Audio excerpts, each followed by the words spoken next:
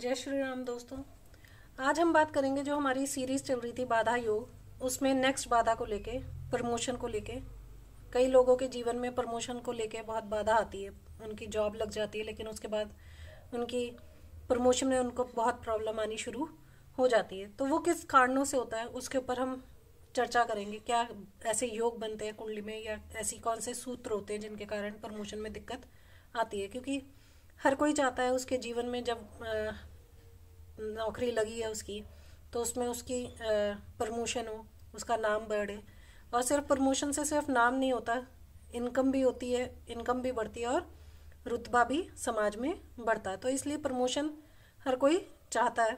जितने भी लोग जॉब में होते हैं वो चाहते हैं, चाहे वो सरकारी नौकरी में हो या फिर वो प्राइवेट जॉब में हो, तो ये सब चाहते हैं। तो इसके लिए हमें किन ग्रहों को देखना चाहिए और किन भावों को देखना चाहिए, उसकी आज हम चर्चा करेंगे। तो सबसे पहले तो दसम भाव को देखना चाहिए और उसके स्वामी को देखना चाहिए, क्योंकि कार्य क्षेत्र जो है वो दसम भाव से ही हम उसको देखते हैं। फिर सूर्य को, सूर्य क्योंकि आपके सम्मान का कारक है। शनि जो कि आपके नौकरी का कारक है।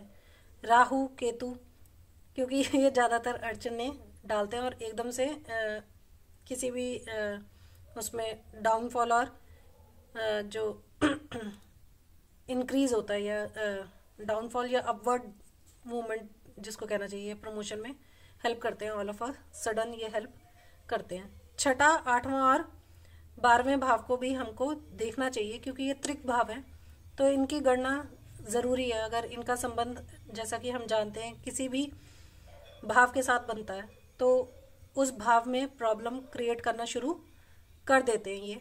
और अगर इनका संबंध दसम भाव से बनेगा या दसम भाव के स्वामी का संबंध इन भावों से बनेगा तो प्रॉब्लम क्रिएट होगी। सबसे पहले हम बात करते हैं दसम भाव और उसके स्वामी की। दशम भाव का स्वामी अगर कोई पापी ग्रह के साथ बैठा हो और वो वक्री हो तो प्रमोशन में बहुत दिक्कत आती है। दशम भाव का स्वामी अगर पापी ग्रह के साथ हो, वक्री हो और बैठा भी किसी पापी ग्रह की राशि में ही हो, यानी कि शनि की, मंगल की में बैठा हो, तो प्रॉब्लम होगी। अगर लग्नेश वक्री हो और दसम भाव का स्वामी जो है वो तृतीय भाव में बैठा हो, लग्नेश के साथ, वक्री लग्नेश के साथ अगर दसम भाव का स्वामी तृतीय भाव में बैठा हो तो भी प्रॉब्लम आती है प्रमोशन को लेके। दशम भाव का स्वामी अगर किसी पापी ग्रह के साथ बैठा हो या दसम भाव का स्वामी जो है वो किसी वक्री ग्रह के साथ बैठा हो या उसकी राशि में बैठा हो तो भी प्रमोशन को लेके दिक्कत आती है। सूर्य की बात कर लेते हैं, क्योंकि सूर्य हमारे कुंडली में सबसे मोस्ट इम्पॉर्टेंट प्लैनेट माना जाता है सूर्य। और ये किसी भी चीज़ में प्रमोशन के लिए, मान सम्मान के लिए इसको हम ज़रूर देखते हैं। ये उन्नति का सबसे बड़ा कारक जो है सूर्य को ही माना गया है। इसीलिए दशम भाव में अगर सूर्य उच्च राशि का होकर बैठा हो या अपनी राशि का होकर बैठा हो तो इसको बहुत अच्छा माना जाता है। और ऐसे लोग ज़्यादातर अपने जीवन में बहुत अच्छी पोस्ट पे होते हैं और बहुत अच्छी उन्नति जीवन में करते हैं। तो सूर्य को देखना बहुत ज़रूरी है। सूर्य अगर नीच राशि में बैठा हो तो नौकरी में आपको बहुत प्रॉब्लम्स फेस करनी पड़ती है। पहले तो नौकरी मिलने में भी दिक्कत आती है, और अगर मिल गई तो उसमें प्रमोशन में बहुत दिक्कत आती है। और अगर कहीं वो सरकारी नौकरी हुई तो बहुत प्रॉब्लम होगी, क्योंकि सूर्य जो है वो सरकार का कारक भी माना गया है। तो जब वह नीच का हो जाएगा, सूर्य अगर कुंडली में नीच का हो जाएगा तो प्रॉब्लम क्रिएट करेगा प्रमोशन को लेके। जॉब मिलने में भी प्रमोशन दिक्कत होती है, और अगर मिल जाए तो प्रमोशन होने में दिक्कत होती है। सूर्य यदि दशम भाव के स्वामी के साथ शनि की राशि में बैठ जाए और शनि जो है उस समय दशम भाव का स्वामी ना हो तो भी नौकरी में प्रमोशन को लेके प्रॉब्लम आती है। यानी कि शनि के साथ संबंध बन गया, लेकिन शनि 10वें भाव का आपकी कुंडली में स्वामी नहीं है, तब प्रॉब्लम आएगी। सूर्य अगर 8वें और 12वें भाव में बैठा हो तो प्रॉब्लम आती है। छठे भाव में बैठा हो तो इतनी प्रॉब्लम नहीं आती, क्योंकि छठा भाव जो है वो नौकरी का, उसमें देखते हैं हम नौकरी के लिए छठे भाव को हम देखते हैं। तो छठे भाव में अगर सूर्य बैठा होगा तो इतनी प्रॉब्लम नहीं आएगी। हो सकता है प्रमोशन के टाइम पे आपको टेंशन रहे, अगर सूर्य छठे भाव में बैठा है तो प्रमोशन को लेके हो सकता है आपको टेंशन आए, लेकिन हो जाएगी। लेकिन अगर 8वें और 12वें भाव में सूर्य बैठा है तब प्रमोशन को लेके आपको बहुत दिक्कत आएगी। दशम भाव का स्वामी, अब हम शनि की बात कर लेते हैं। अगर दशम भाव का स्वामी और लग्न भाव का स्वामी अगर शनि से दृष्ट हो तो प्रमोशन में प्रॉब्लम आती है। दशम भाव में यदि शनि हो और लेकिन वो अपनी उच्च राशि का और स्व राशि का ना हो, शनि अगर 10th हाउस में हो और अपनी राशि का और उच्च का ना हो तो भी कार्य क्षेत्र में प्रॉब्लम आती है आपके प्रमोशन को लेके। प्रमोशन बहुत लेट होती है और बहुत धीरे धीरे आप अपने वर्क प्लेस में राइज करते हो।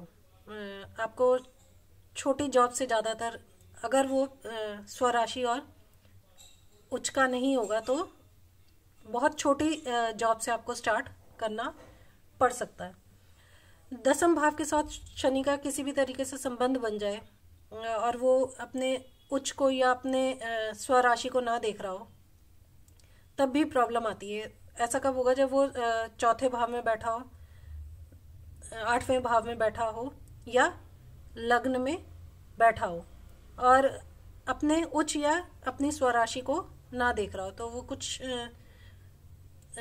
स्पेशल लग्न हो जाएंगे उसके अंदर होगा ऐसा, तो वो देख लीजिएगा आप उसको। दशम भाव का स्वामी अगर शनि के साथ कहीं पे भी बैठ जाता है तो भी प्रॉब्लम, पदोन्नति को लेके, प्रमोशन को लेके प्रॉब्लम आती है। राहु और केतु की बात कर लेते हैं। राहु और केतु जो ये दो ग्रह हैं, ये ऐसे ग्रह हैं जो किसी भी काम में अड़चने डालते हैं। कोई भी काम इनकी दशा आ जाए या अंतरदशा आ जाए तो एकदम से प्रॉब्लम्स आनी शुरू हो जाती है। इनका जब भी संबंध 10th हाउस से बनेगा या 10th हाउस के स्वामी के साथ बनेगा तो प्रॉब्लम आनी शुरू हो जाएगी। आपके खासकर जब आपका वो पीरियड चल रहा हो जिसमें आपकी प्रमोशन होनी है, उस समय इनकी दशा या अंतरदशा आ जाए और ये वहाँ पे दशम भाव के स्वामी के साथ बैठे हैं या दशम भाव में बैठे हैं या दशम भाव को देख रहे हैं तो प्रॉब्लम आनी शुरू हो जाती है। फिर मैंने आपको छठे, 8वें और 12वें भाव का पहले ही बताया था। ये त्रिक भाव होते हैं। इसमें से अगर हम छठे भाव को एक बारी को हटा सकते हैं, क्योंकि छठा भाव जो है उसको हम नौकरी के लिए ज़रूर देखते हैं कि अगर आपके नौकरी के चांसेस बनते हैं तो एक बारी को हम छठे भाव को हटा सकते हैं, लेकिन 8वें और 12वें भाव को तो ज़रूर देखना चाहिए। अब प्रमोशन के जो आपकी बाधाएं आ रही हैं उसके लिए छोटे सरल उपाय भी, बाधाओं को हटाने के लिए छोटे सरल उपाय भी कर सकते हैं। तो ये क्या है? एक तो आप अपने खाने के अंदर नियमित काली मिर्च और काले नमक का सेवन ज़रूर करें और खाना खाने के बाद गुड़ का प्रयोग ज़रूर करें खाने में अपने। दूसरा उपाय क्या है? आप किसी भी जो भी मैं उपाय बताती हूँ उसको शुक्ल पक्ष के किसी जिस भी वार का बता रहे हैं उस वार से, शुक्ल पक्ष के पहले उस वार से शुरू करें। जैसे ये आपकी प्रमोशन के लिए तो आपको ये बुधवार को शुरू करना है। शुक्ल पक्ष के पहले बुधवार को आपने शुरू करना है। कोई भी पास के गणेश जी के मंदिर में जाएं, जैसे आपसे जो आपसे आपकी श्रद्धा है, जैसी आपसे पूजा होती है वैसी पूजा करें और गणेश जी को मोदक का प्रसाद अर्पण करें, मोदक अर्पण करें और गणेश अथर्व शीर्ष का पाठ वहीं पे बैठ के करें। फिर 7 परिक्रमा गणेश जी की करें, और उसमें जब परिक्रमा करें आप तो उसके अंदर पंचाक्षरी मंत्र का उच्चारण करते हुए 21 बार परिक्रमा करें, और फिर बाहर आके गाय को कोई भी हरा चारा गाय को खिलाएं। तो इससे आपके जो प्रमोशन में प्रॉब्लम्स आ रही हैं वो बाधाएं खत्म होंगी। तो आज के लिए बस इतना ही, फिर मिलेंगे किसी नए विषय के साथ। तब तक के लिए धन्यवाद।